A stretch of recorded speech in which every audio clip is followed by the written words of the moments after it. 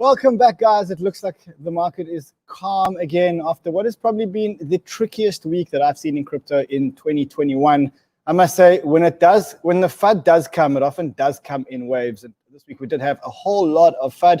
It started off with high inflation in the United States. Well, high inflation, 4.4%. Then it went to the Elon or Tesla not accepting Bitcoin. And then it ended off with a CZ or a Binance investigation by the IRS or something along those lines. And then Elon Musk tweeting something like this. I mean, what the hell is going on in crypto? What is going on with Elon Musk's account when he is tweeting that he is working with the Doge devs to improve system efficiency, system transaction efficiency? Who the hell are these Doge devs and what exactly are they building? Guys, I'm Crypto Man Run, and I come to you every day, twice a day, and I bring you the sniper in the mornings and the show in the afternoons, and we combine technicals and fundamentals, and we are building the most profitable crypto community on the entire universe. If you're new to our channel, welcome. Where the hell have you been? Come to the right place, because this is the only channel in the world that brings you the banter bags. And yes, we did. We gave away the banter bags. We gave away $505,000. Freddie, I know you're at home. Okay, so it is $502,158 at today's token price. But remember this, Donkey Finance hasn't launched, and Donkey Finance launches today. Today is the big day for Donkey Finance. And if you want to win Donkey tokens, today is the day. DeFi hasn't come to market. That's coming to market on Monday, and that's a Cardano, a new Cardano launch, which is being launched by Ocam.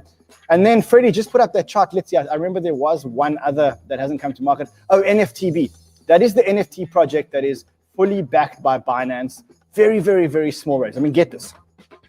The raise was like $400,000, and $1,000 of that raise is in the banter bag. So these are all coming to market in the next week. Once the first batch comes to market, we're going to get hold of our winners. We have got all your details. And then we're going to start giving you the declarations of your wallet addresses and whatever else. And then we're going to give you guys the banter bags. And any tokens that are going to come to market after the banter bags, we're just going to keep giving you every time we get the tokens. And then guess what? On Monday, we launched the new banter bags.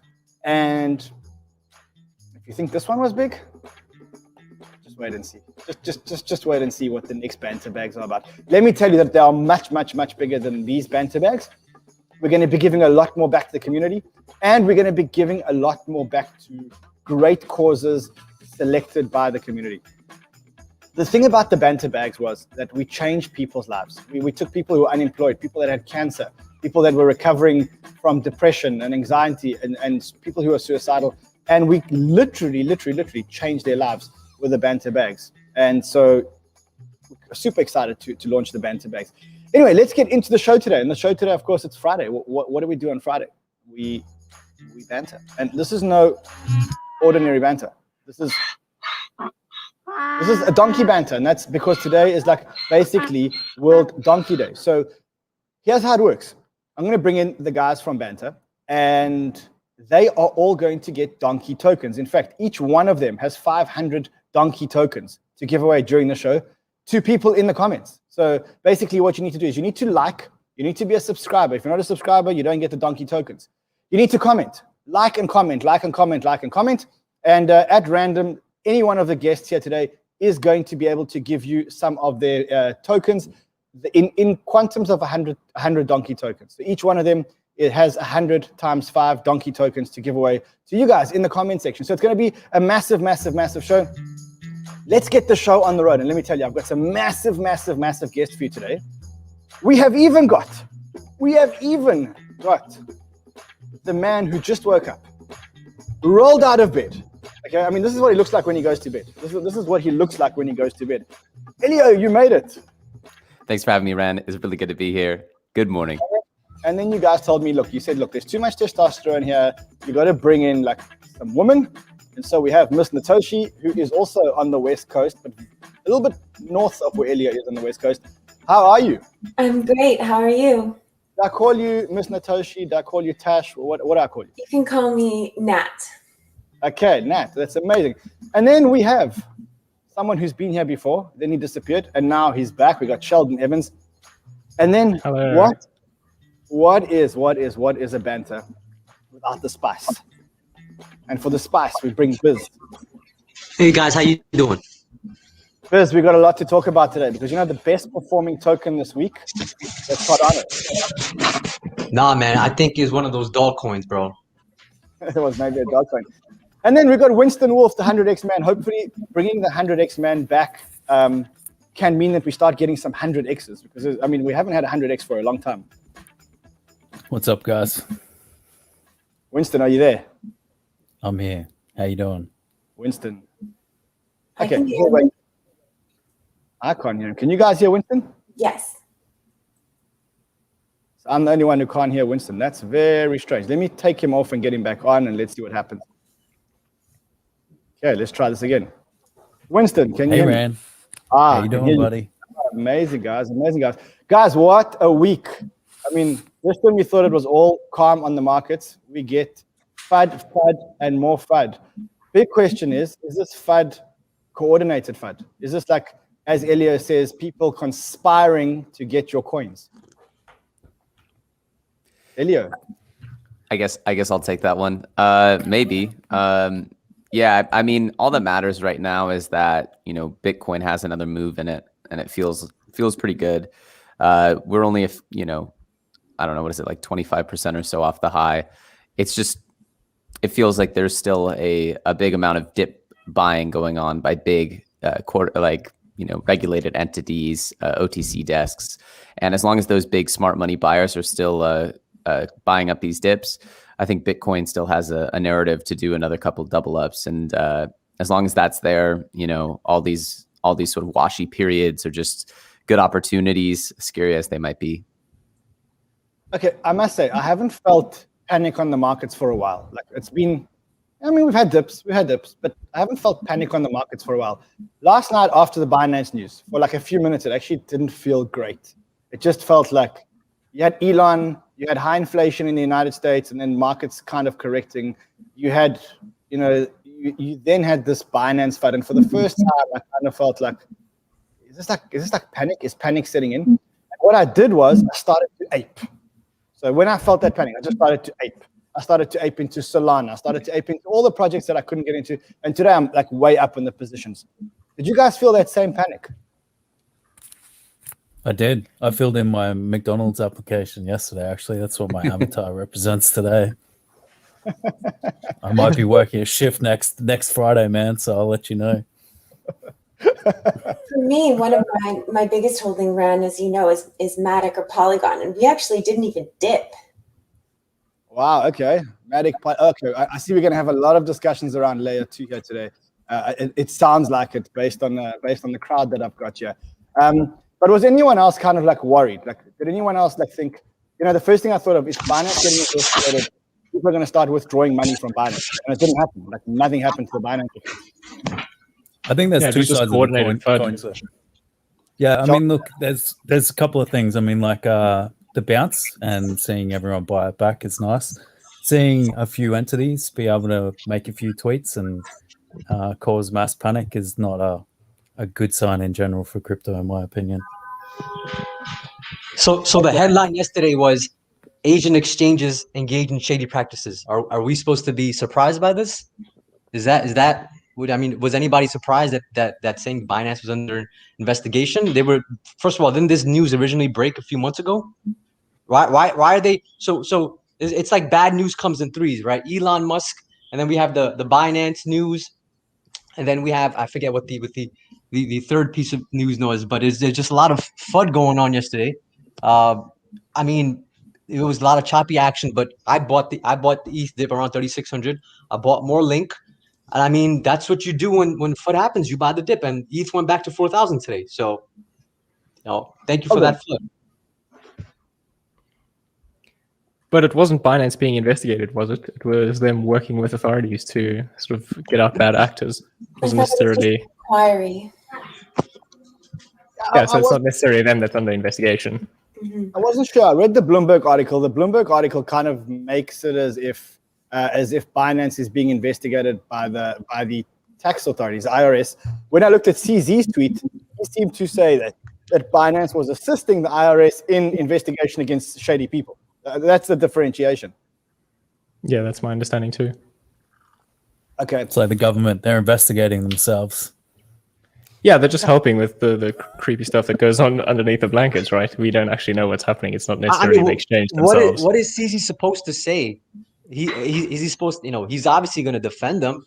I mean, am I going to trust CZ or am I going to trust, obviously you don't want to completely trust news outlets, but it's a big deal when you're saying that these government agencies are investigating Binance. And listen, we all know what Binance does, and we all know, if that this is an unregulated industry, and if regulation comes down, and listen, that Dogecoin stuff that's going on, do you think the SEC is not watching Vitalik giving away his tokens and the potentially millions of dollars being dumped on the market? This is all getting mainstream attention. Look what was trending. I mean, my trending topics were like Elon Musk talking about Bitcoin is not efficient, and SHIB token and dog token and all this stuff, and then unfortunately, even Cardano was trending yesterday, and then I had to leave the I'm gonna probably be leaving the United States soon because of Cardano. I'm probably have to go to Canada. No, I can't. You're welcome at Miss Natoshi's house. She's in Canada, and you're more than welcome there. So, guys, I want to dig into the stories, and let's start off with probably the most uninteresting story, but the one that I was the most shocked about, and that was this one over here.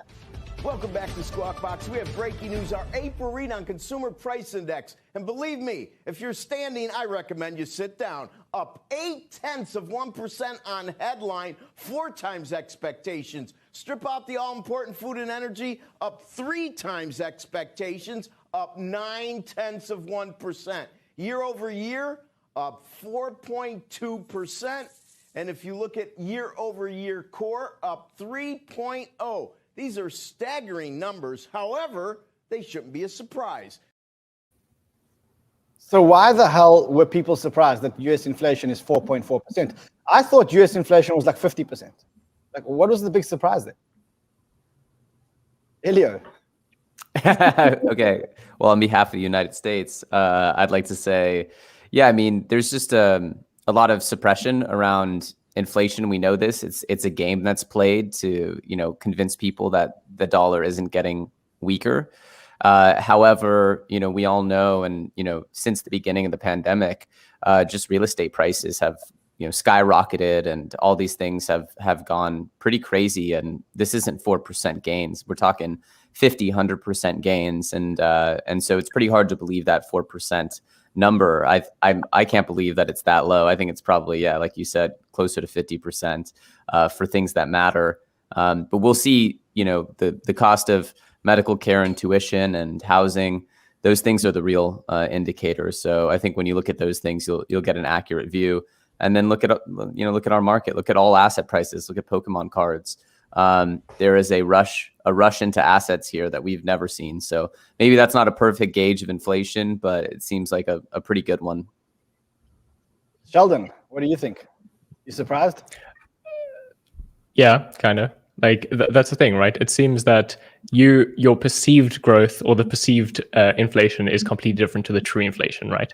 They can throw around whatever numbers they like, but if you actually get down to the bones of it and see what you're paying and just compare it to what it's been in the past, it's way more than what they're saying. So hear me out here. There's 2 ways that the United States is conning the people to believe this. The first thing is they don't publish the basket. They don't tell you what the basket is that calculates inflation, okay? We do know that in the basket are things like maize, for example, or maize-based products, which are subsidized by the government to keep the prices down, okay? The second thing is they've got this new term, which is temporary inflation. You know what temporary inflation is? They're saying you're going to have a high inflation rate now, and don't worry, next year inflation will be back to normal. What they're not telling you is that if you start off today, you have a 20% inflation, next year your starting base is 120, which is 20% more.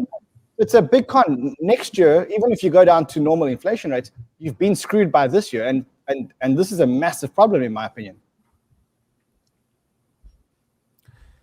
Yeah, math is hard. and a lot of people fail their SATs, and this is just another example of I got a 99%. 1200 on my SATs, just to let you know. 1200 out of 1600. But go ahead.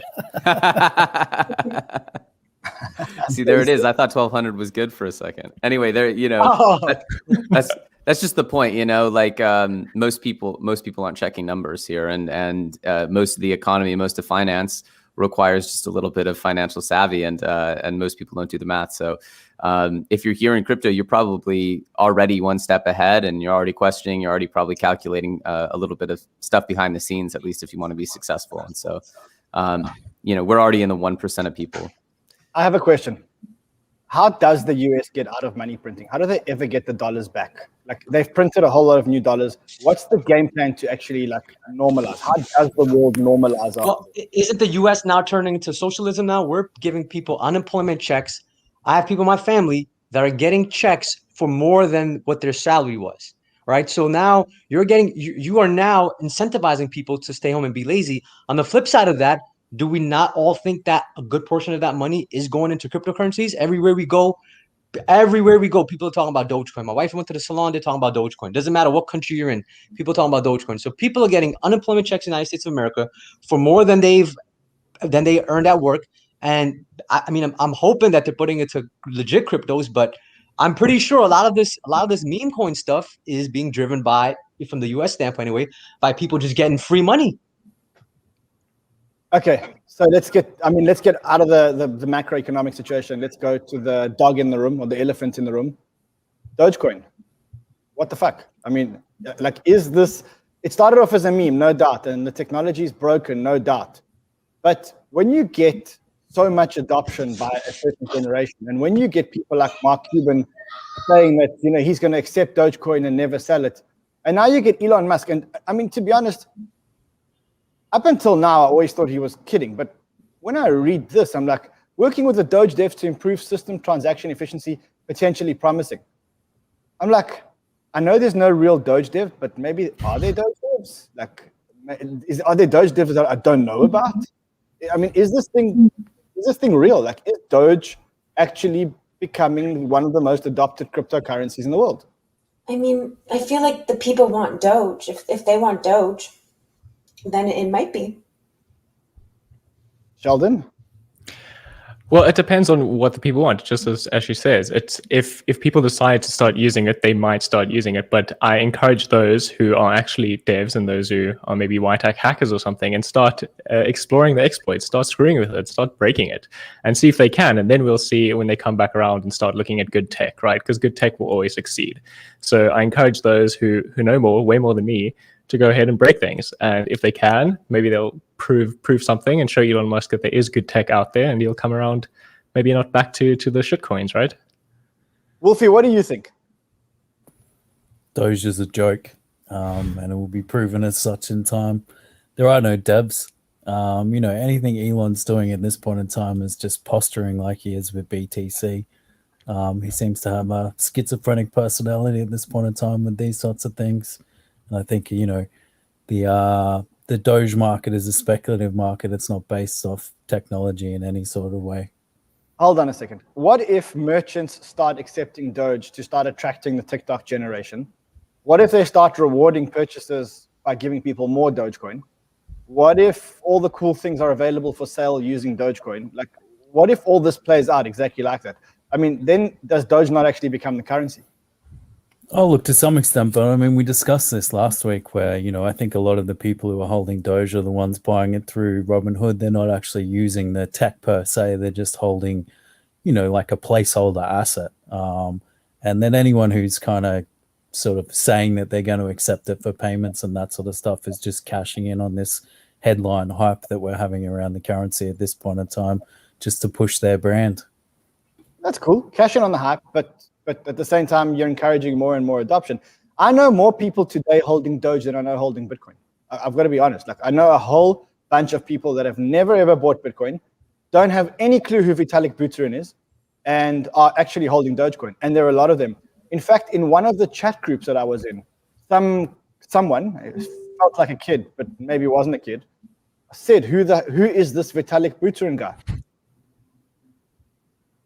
I mean, Well, you don't need to know who invented the internet, do you? You don't need to know who invented the underlying tech. It comes down to the actual usage. So if people are using it, they're going to be using it. It doesn't matter who the hell's behind it or even what is going on behind the scenes. So they can use shitcoins all they want to do payments. But in terms of mass adoption, we're not there yet. Like, as many people say that, sure, everyone's using stuff for payments. We've got 2% of the world in crypto. This is not mass adopted yet. So this can fall by the wayside without anybody realizing. And eventually we'll move to something that'll actually get used well. But wait a minute. If we're saying that Doge is not legit, it's a reflection on our industry, because if Doge fails, if Elon can't get Doge to succeed, does that not be bearish for the rest of the industry? I mean, if Elon Musk, who has all the resources in the world, can't pump Doge or can't get it to be accepted, I don't know about mass adoption, but be accepted at least amongst a good portion of the population, what does that say about the rest of cryptocurrency? If you have one of the most powerful people, one of the most known people in the world trying to pump this, listen, I was anti-Doge. Now I'm like, you know what, man, if the people want it and if he wants to use it as a currency, let him do it. And we hope that eventually, because of Doge, that people start looking into other currencies. People start looking into the other top 10, top 20 currencies. Isn't that the best case scenario, guys? That because of Doge, people look into other coins? Yeah, that's definitely best case. But I think that, you know, this is one of these things where it's like any like ETH killer or something that comes out where it's like, people really haven't been using this per se. And like, if you get to this sort of like utopia where everyone's accepting Doge and all of that sort of stuff going on, there is actually going to have to be some active development with things. The chain will probably break. Someone's going to need to build some shit. It's just been sitting there as a dormant sort of chain that people can move stuff around at this point in time, and hasn't actually got to that point where, you know, something like ETH where it's breaking under load, you know, it hasn't faced those challenges yet. And it's a big question as to like, what happens, or like Sheldon said, when someone comes out and starts breaking it, where does it go from there? Yeah, I think just Ilya, before you go on, just remember you each have 500 donkey tokens, which you should give away to anybody in the comments. So just when you see a great comment, just give them 500 donkey tokens. But that only happens when we get to 10,000 likes. So we don't have 10,000 likes. We've got 5,800 likes. When we get to 10,000 likes, I'll let you know, and then we can start giving away the donkey tokens. And we've all got to give away. We've got to give away 3,000 donkey tokens. So we just pick someone? Donkey Day. It's Donkey Day. I appreciate that. Look, the value of a network is valued based on the participants in the network. And the thing that you have to credit Doge for, even I guess not, Elon's been pumping it since the bear, but you know, the reality is that Doge mania didn't really start necessarily from Elon Musk. It started kind of as a TikTok sensation this time in its very modern form. And it brought in a bunch of new people. And so when the network grows super fast, in theory, the value of the network grows super fast, exponentially. And so look, this can keep going as long as the numbers keep growing. However, it's just a big question as to, at a certain point, when do the Doge buyers run out, and is an institutional adoption wave needed? And are any institutions going to really adopt Doge?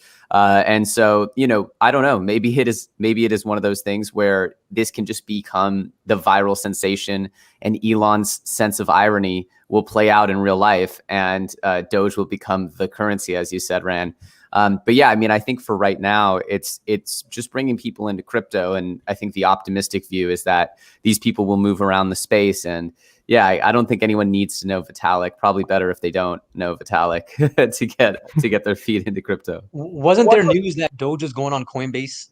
I thought Yes, Cointelegraph. It is going on Coinbase. It was on the earnings call. It was on the Coinbase earnings call.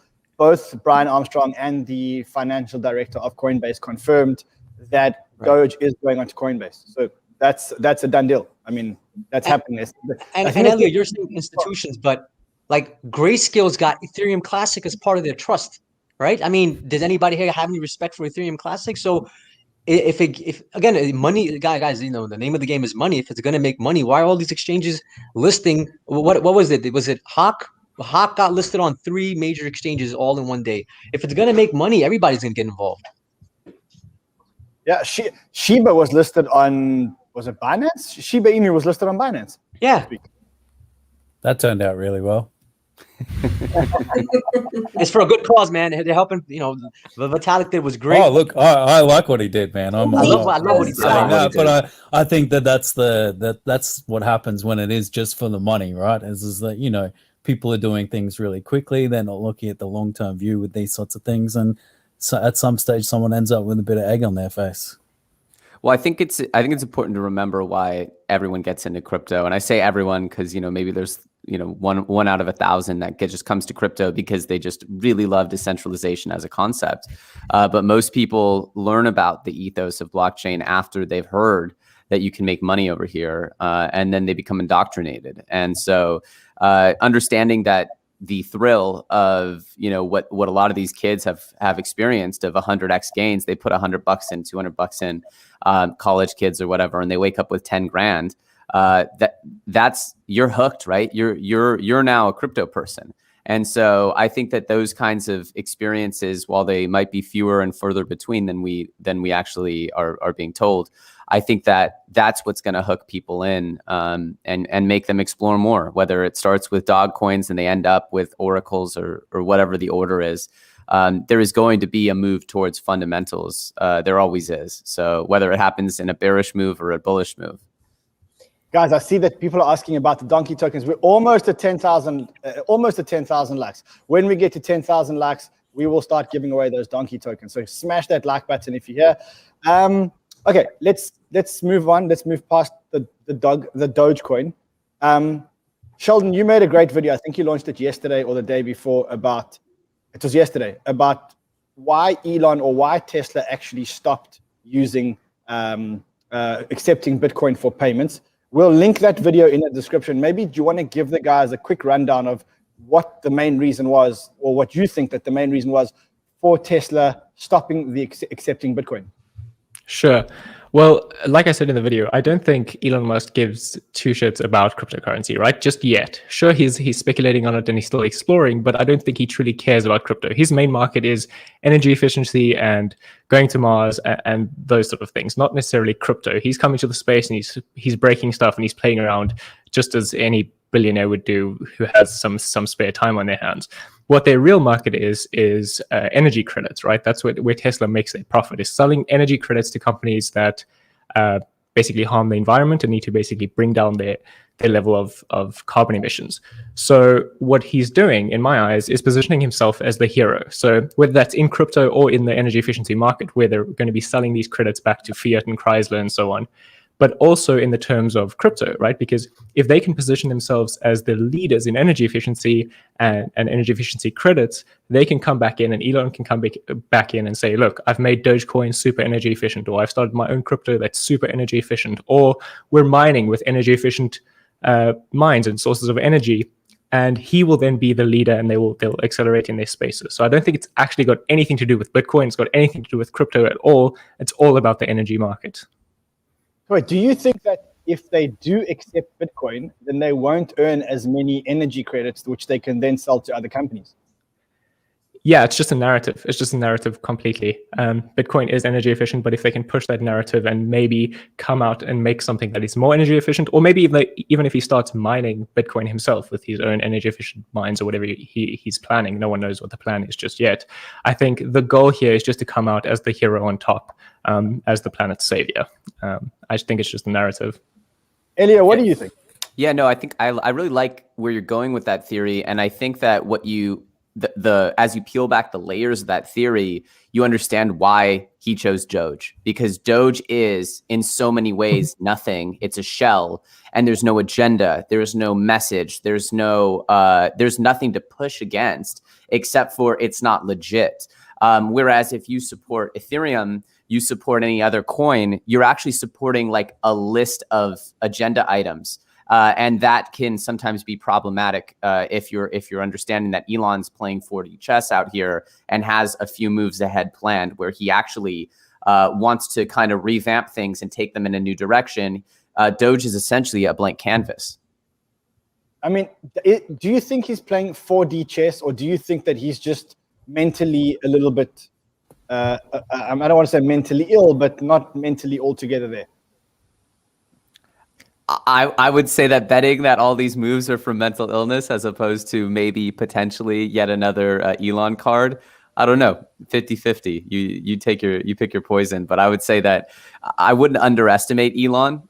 He clearly has put a lot of public reputational points, social credit, as well as energy into the space. And I think we're just going to be along for the Elon roller coaster for now, but we'll see where it's headed. It could just be exactly that. It could just be a skitsy billionaire move, or it could be something more like what Sheldon's implying, which is that there's actually sort of a direction here that leads to a puzzle piece in his larger vision for interplanetary, renewable resource human life. So on that point, and I see the guys are still asking about Donkey. Guys, we have 8,200 likes. When we get to 10,000, the donkeys are going to start flowing. So smash the like. Okay. So you don't think that if you were Elon, you would rather just fork Bitcoin today, create a new Bitcoin with miners that only use clean energy. So somehow in the fork, somehow create a miner that only uses clean energy and have two Bitcoins, one that's mined with clean energy, which is what Elon wants and Kevin O'Leary wants, and then people who don't care about clean energy. You don't think that Elon Musk's a marketing genius. Why do He you never when you spends can a cent manipulate on the marketing, existing right? one? Okay, Sheldon. Yeah, I was just saying that he's a marketing genius, right? Tesla is one of the biggest companies in the world without any money spent on marketing. So what he's doing is tapping into Doge, the biggest marketing hype that there is right now. Sure, there's been hype around Bitcoin, but Doge, he's the meme king. He likes memes. He's tapping into the younger generation, the ones that are going to be here, going to have the money in the future. They know they're in crypto already. He's tapping into the marketing for free. And like Elio says, it's a blank canvas. He can do whatever he wants with it. So it could potentially become something much bigger. Are you going to spend dollars on Mars? Dogecoin, for sure. Are you going to go to Mars? I mean, the currency in space is certainly an interesting concept, and you'd imagine it would be crypto based, right? It's certainly not going to be a national currency. So that's sort of where it's worth thinking if for someone obsessed with interplanetary life more than any of us. There's got to be some thought as to what that looks like. But even beyond, even before Elon, Elio, the Oakland Athletics, if you guys don't know, that's a baseball team. They were letting people, I believe, spend Doge, and Mark Cuban was letting the team he owns, the Dallas Mavericks. They were involved in Doge. So it's not just Elon, right? We have two North American professional teams that use Doge before they used any other crypto. They used Dogecoin, right? Snickers the Mavs took Bitcoin like back in 2014. Did they stop afterwards? Yeah, because no one used it, but then they started up again and stopped it. It's all marketing, right? You're absolutely right, because very few people in bull runs spend their crypto on like Mavs hoodies, Winston. Yeah, my point before was just why would Elon create a new BTC when he can manipulate the existing one? Obviously, he holds a lot of it through Tesla and has bought in at a pretty decent price and continue to do so. Also, I think the whole argument about energy efficiency is kind of bullshit anyway. It takes a lot of rare metals, rare earths or whatever to make those cars and batteries that he makes. It's not really factored into the whole thing. Like when we look at energy efficiency of traditional systems, no one's questioning, how much energy it takes to power ATMs or anything like that. I think it's just it's a narrative-driven argument that sort of fits the bill when you want to manipulate price or cause some ripples as he is at the moment. Guys, Wolf is right. Let me give you a stat that Crypto Charles tweeted. In 2019, Tesla produced 10 times as much carbon dioxide as Bitcoin produced, 280 versus 22 million tons. So, I mean, that there essentially debunks the energy efficiency argument. I think, it's just Elon is salty. He's probably got a ton of Doge, or his ego can't stand the fact that he went on Saturday Night Live and he didn't pump Doge at all. In fact, he got Doge to dump. So even right now, I mean, it's crazy. I think Doge would have gone to $1. I think that what happened was, I think that he walked into a board meeting at Tesla. One of these conservative board members said, guys, what the hell are we doing? We're an energy efficient company. It's in our mission. We're all about energy efficiency. We're now accepting Bitcoin. Are you guys out of your minds? And then you know what happens? You get all these board directors who now are wearing their fiduciary duty hats, and they're going, maybe he's right. Maybe he's right. Oh, well, are we going to sell the Bitcoin? No, we're not going to sell the Bitcoin. I know, I've been in these board meetings, and a board meeting should be spelled BORED, not BOARD, because it's a whole lot of bored people who go to a meeting, got nothing else to do, and then they find one topic that really interests him. Having been in enough of these big board meetings, having been a director of a lot of companies in my life, I know what they're about. One asshole comes in with a narrative. And unfortunately, everybody else has to listen, because otherwise you could be deemed to be negligent. And if you're deemed to be negligent in most countries, then there's a criminal action that can be taken against you. And so when someone says something like that at a board meeting, that's what happens. And that's what I think happened. You can see Elon didn't believe in what he was saying, because 5 seconds later, he tweeted, "Don't worry, be happy," or what was it? It was, "Don't panic," as always. I mean, you can see he doesn't believe this shit. And you can see he was forced to do it. He didn't even write the fucking tweet. He just copied and pasted. He cut out something that looks like it came out of his company archive or something. So to me, this is a salty board member who didn't get on the Bitcoin run going, what the fuck are we doing as a company? Well, he needs that. He needs those environmental warriors on his side. That's part of the narrative. He can't go to war with that narrative. And everyone in crypto has dealt with this in the NFT space. The environmental concerns that sprung up during NFT mania. When we're talking about tens or hundreds of NFTs being minted, and they're saying, "Oh, well, look at the cost per NFT." It's laughable. The actual environmental impact is so negligent, but you still have these narratives that you have to contend with. And I think that's pretty plausible that he just, he had to at least check a box and say, well, we're still the environmental good guys. I want to show you this. Ilya, you spoke about NFTs. This is a map of the number of wallets that were created and the transactions between the wallets over a 2-week period across the NFT exchanges. For me, the reason why I love it is it shows how NFTs are driving the adoption of Ethereum, like it or not. Have a look at it. I mean, isn't that absolutely mind-blowing? Wow. NFTs are fantastic community builders. I've said it before, and I'll say it again. They're the most mainstream usage of cryptocurrency, and they will invade every consumer product. And people will use them. In 10 years, it'll be a scam without an NFT to sell something. Okay, let's move on, because it was a big week for everybody's tokens here. And when I say everybody's tokens here, so I guess the biggest winner from the Elon Musk tweet was Cardano. Because I don't know if you saw, but Cardano absolutely shot the lights out. The day before that, I think Kusama announced their roadmap. And they announced the crowd loan and the parachain auctions. And I know, Ilya, you made a brilliant video, which I tweeted out, about how these auctions work and everything else. So what we saw was people trading out of Bitcoin, and they were going into the alts. And I mean, this dominance, look at that. That's the Bitcoin dominance. And it kind of shows that people are, great, the market's going down, we're buying altcoins. Let Bitcoin go down. When we put our money back in the market, we're buying altcoins. What are they buying? They're buying Kusama, Polkadot, Cardano, and Matic, which is exactly the narrative that I think all of us here have been talking about. Biz, do you think the Cardano pump was justified? Yeah, I think it was justified. I think when you had a big narrative about energy consumption, and I think I saw XRP and Cardano were top 3 in terms of consumption. So I think, and again, this is a speculative space, right? So I can understand why it pumped for that reason. I mean, you can't dispute the facts, right? I'll say Cardano doesn't have smart contracts, but if you're telling me that it's energy efficient, yeah, I can understand why it went up. Now, will it sustain that? I mean, people are asking me, do you want to get into Cardano now? I mean, it's pumped really. Probably want to wait for a pullback to get in, but yeah, I listen. It's not bad for the space, man. It's not bad for the space. It doesn't matter if you own it or you don't own it, man.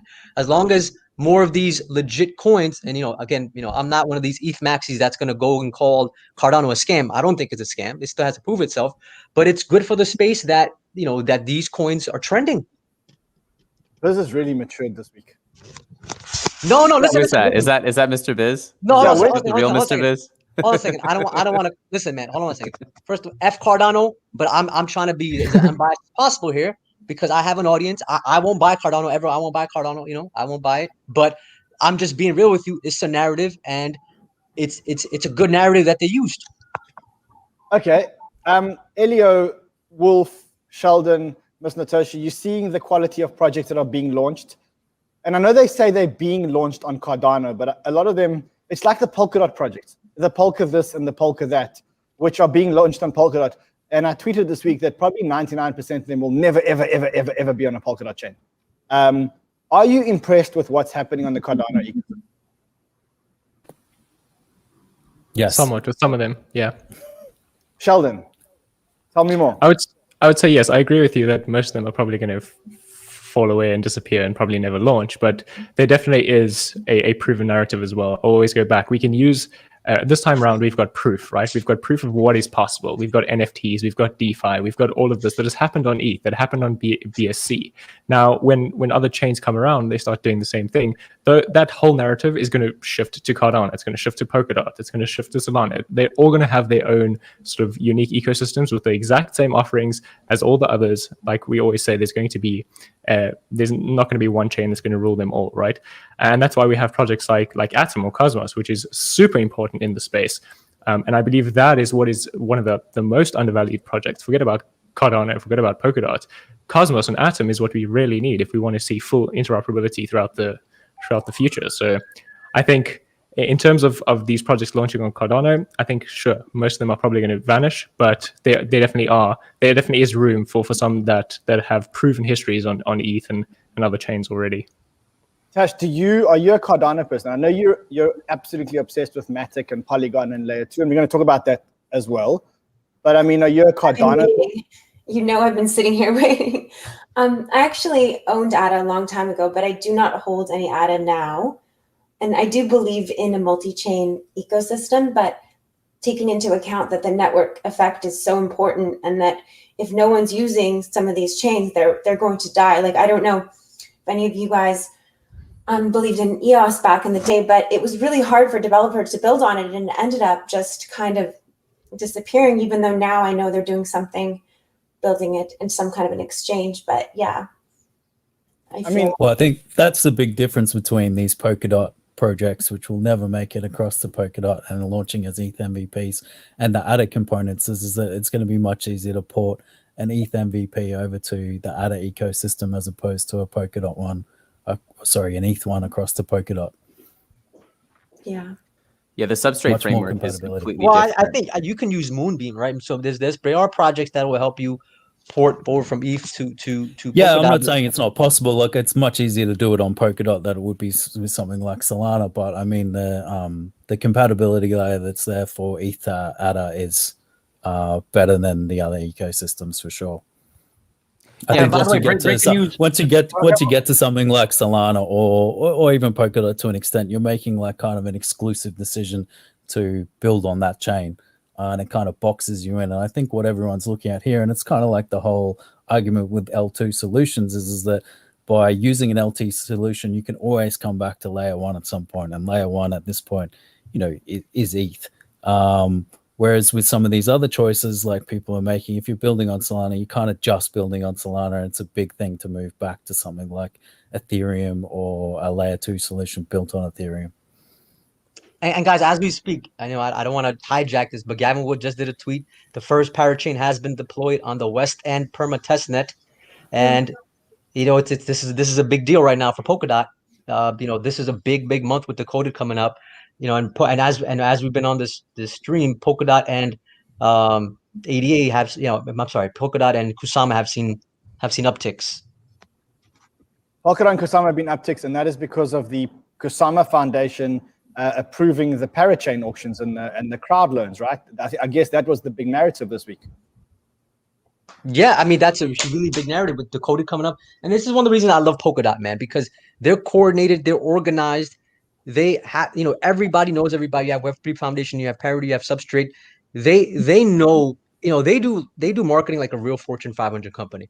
This is why I believe in them long term. Like, in my mind, there's no way they're gonna fail. I can't say that same thing about Cardano. Charles Hoskinson doesn't have people skills. He's not Gavin Wood. Gavin Wood can, he can walk into a room and the attention will be on him. Charles Hoskinson's always fighting with people about them stealing his scientists. Did you guys see that Dyfn tried to steal his scientists and he went off on Dyfn? He's saying he's going to kill Ethereum. I'm like, chill, Charles. Like, try to make some friends, man. In this industry, you need friends to succeed. And Gavin Wood is one of those guys that he just knows how to build a behemoth. He built Ethereum. He built Solidity, right? Who built Solidity? It was Gavin Wood. I must say, when I saw this graphic, and I don't know where I first saw this graphic, but when you look at all the parachains, and then that's a substrate framework, and that's Polkadot, and all the little white dots are the parachains, and you can see them all talking to each other through this Polkadot network. And then you think that every single one of these has to stake tokens for as long as they are a parachain. And then you kind of think to yourself, hold on, it's a no-brainer. It's just a no-brainer. Kusama, Polkadot, no-brainer. Mm-hmm. Yeah, the crowd loans is one of the best tokenomics structures, period, bar none. Just recapping a little bit, Cardano is going to go through the Polkadot cycle, and the fact of whether or not these projects are going to succeed or not is kind of irrelevant in the short term, because in the short term, anything that smells right and checks boxes on Cardano, especially if they're able to get transaction volume through, that's going to be a massive, massive gainer. Just like we saw Binance Smart Chain, Polygon, and all the Polka projects, even though the Polka ones were theoretical more. It's just it's whether or not Cardano ends up taking the crown. Obviously there's the porting narrative, but if people are just porting their EVM compatible stuff to Cardano like they would BSC, I'm still not convinced that that's going to be a completely new and different experience for developers or a huge disruption. But at least short term, the Cardano ecosystem looks like a safe place to be placing bets. Okay, so if guys, we did a dev poll, do you think more people would want to build on Cardano or on Substrate? Like, I'm just curious about that. Generally curious. If we did a poll on that, if somebody ever did a poll, if you're a new developer, would you rather build on Cardano or would you rather build on Polkadot? I'd be curious to see the results of that. Doesn't matter, man. It only matters. I think EVM compatible, in my opinion. You've got more options. There's more liquidity. Yeah, our team could take. Then you got layer 2. Then you got ETH layer 2. If you're talking EVM compatible, I mean, again, I asked this question last week. I look at a dev building on BSC versus ETH layer 2 versus Cardano, and I kind of think to myself, I mean, for me, ETH layer 2 seems like the most logical solution. It's available. It's working right now. You're still part of the ETH ecosystem. It's still part of EVM.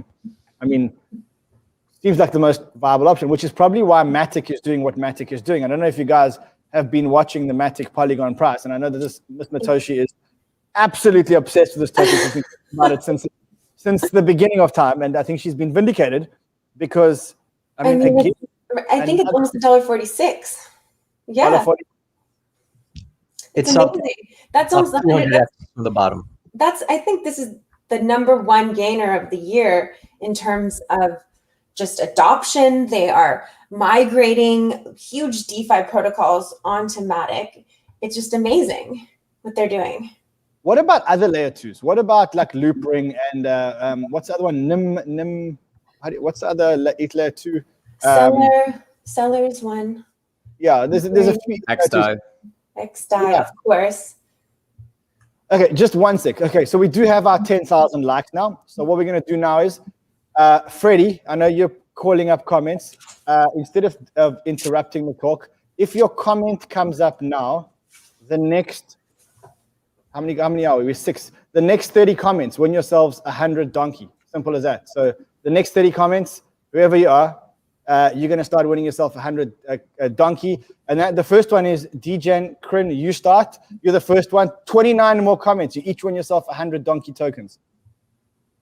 Cool. So let's go back to it. ETH layer 2, Matic, market cap $9 billion. That's like big chain market cap now. That's bigger than Elrond, etc., etc.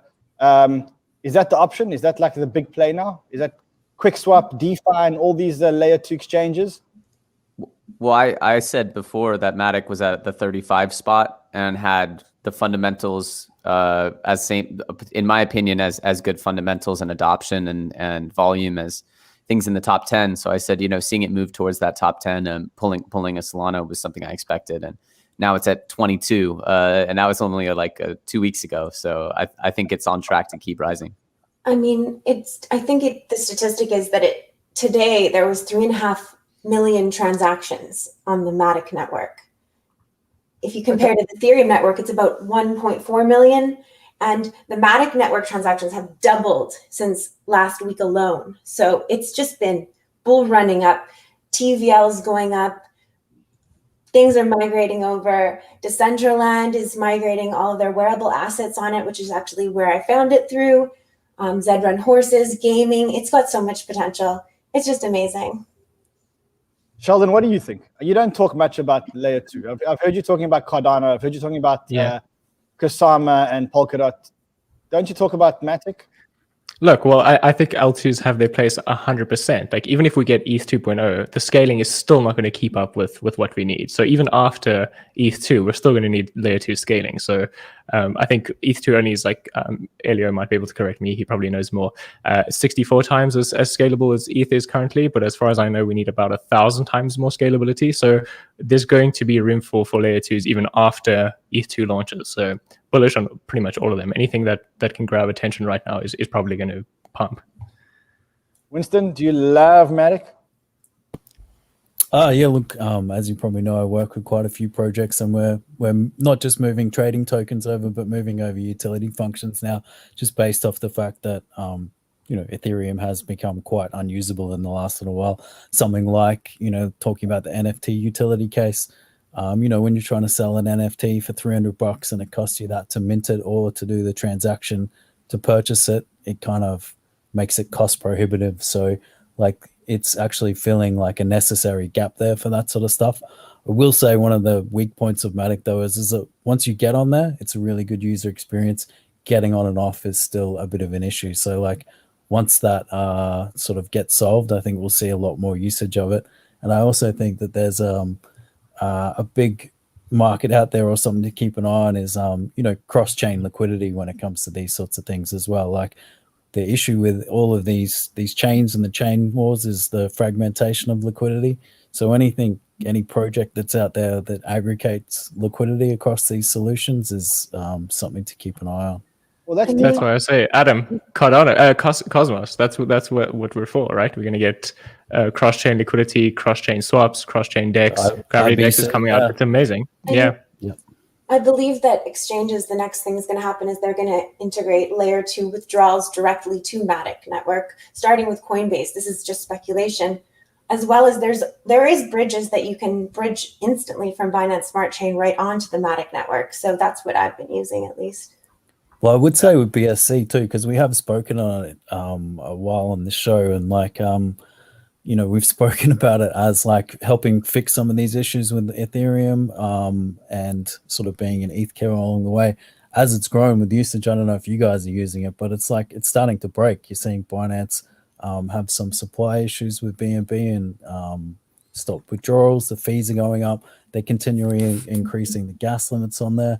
I think it's one of these things, like I was speaking about with Doge before, is that once people start using this sort of stuff, those sort of fragilities are exposed, and like we're going to see like BSC start to grind to a bit of a halt, no longer be the solution that it was. So that's where there is more impetus behind like actual true layer 2 solutions, which I will point out too. Like Matic is more L1 than L2 as well, by the way. What do you guys, so with the launch of Dyfn just a few days ago, it's been just bull running up and doing such a great job. What do you think about the multi-chain DEXs? Well, that's Dyfn, and I think Dyfn is fucking genius. There's no other way to describe it.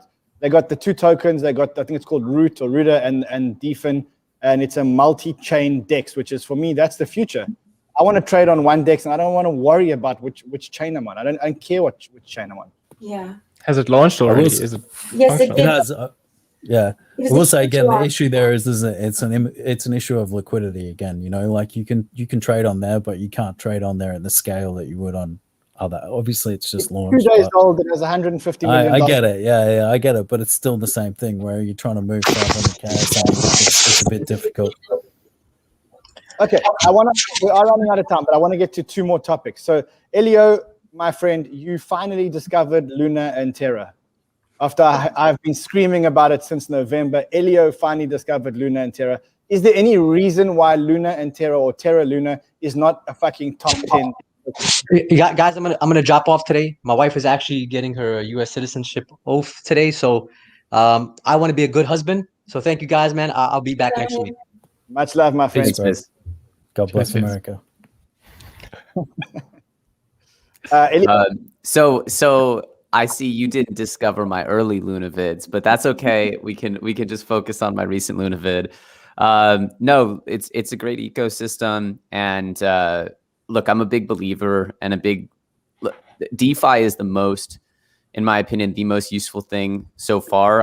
I know NFTs are still nascent and growing, but I do believe that DeFi is a killer app right now for the blockchain, and it provides a service that you can't find anywhere else, which is a higher quality of life on liquid assets, which, you know, every rich person currently on the legacy system has illiquid assets. They have mostly either stocks they can't sell, or property, or ownership in companies, stuff you can't liquidate. And all the richest people I know in the new world are sitting on mountains of stable coins and other liquid and Bitcoin and Ethereum and other assets, and it's fully liquid. And so, you know, the ability to earn more return on liquid assets is so disruptive. And Luna really has an amazing ecosystem that hopefully will sustain if there is a bear market, hopefully will sustain that bear better, because it's not just relying on like a curve subsidy to to essentially give their yield, which is what so many of these DeFi protocols are doing. And so that's really the question I think that people need to be asking, and something I'm going to be focusing on, which is, of course, I believe DeFi Mania 2.0 is coming. I believe it's going to be absolutely insane. Having an L1 specifically for DeFi makes a lot of sense. They've killed it with Mirror. They've killed it with Anchor. They have a beautiful package working with Cosmos and Polkadot. I think that they're really optimized for the future. And so I think that Luna is an underrated still, very much so. And I think that when DeFi Mania hits, you know, seeing them go to top 10 wouldn't surprise me. But more importantly, I think the real question is, and I think the question that we're going to find out what the answer is who can sustain the yields, and who can keep their yields high when they're not relying on frothy altcoin values. And if you can do that, then that is truly a financial revolution, right? Sheldon, have you discovered the TERRA LUNA ecosystem? I will say that it's also built on Cosmos, and so is BNB, and so are all your favorite tokens. Cosmos is my baby, so that's the one that I'm looking at. Like everything that, if you want cross-chain liquidity, that's where you're going to get it. And the Gravity Dex is coming. So. All right, guys, before we end this thing, it is Donkey Day today. So I want a forecast from you as to what the Donkey token, how many X's the Donkey token will do. What's the moon sheet for the Donkey token today? It is a bad market today. So it is a bad market today. Let's say the market is down, but I think Donkey is going to perform. Winston, how much do you think Donkey will do today? It launches in a couple of hours. What's Donkey, bro? Oh, you don't know what Donkey is, man. Oh, you're not a donkey, bro.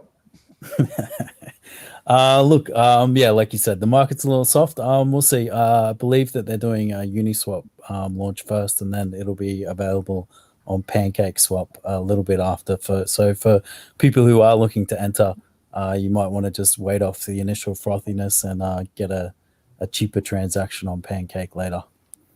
Elio?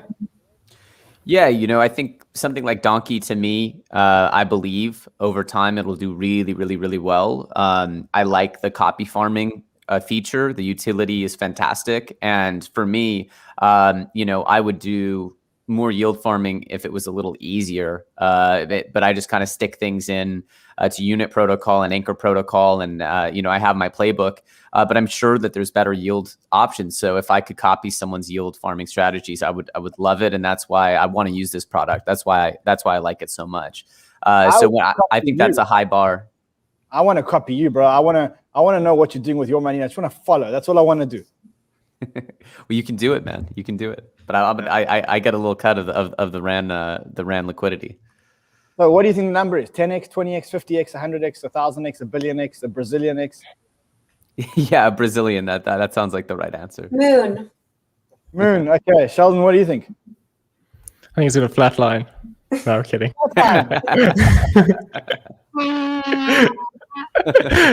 No donkey for this, man. No donkey. No donkey. No, I have no idea. Like, I mean, you look at eToro, that's copy trading and stuff. So I think people want to follow each other, right? So I think I'm sure it'll do well. I have no idea how they're. DeFi I will just say that some of the eToro guys are invested in it. And just to Elio's little quip before, when you are a farmer on there and you have people following you, you can actually set your clip. So, you know, it's up to the farmer in regards to how much profit he takes from the pool that he manages. and if you're following that farmer, you can choose different ratios too on farmers that you put your TVL towards. Listen, guys, I've tried to farm before. It's fucking difficult. Okay, connect your mask. Don't connect your mask. Swap your USDC for. I mean, it's a fuckfest. Okay, seriously, guys. I tried it. I lost a lot of money in bridging money. One touch farming, fucking best concept I've ever heard. That's why everyone knows on my channel that we were one of the first investors there. When I heard the idea of one touch copy farming, it was like, if this thing exists, I'm going to use it. And that's, for me, a good product is if you use it, it should have a value. That's what it is for me. Tash, last comment before we end the stream.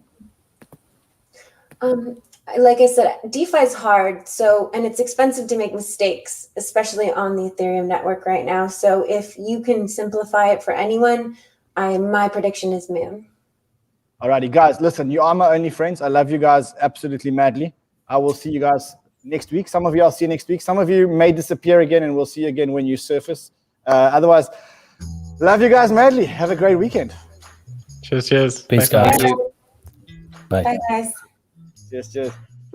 And of course, the community, love you guys madly. I will see you again on Monday, 10 a.m., 6 a.m. EST for Sheldon's show, 10 a.m. for my show or our show. And then if anything happens on the weekend, we'll be here for you. Until then, trade well, my friends.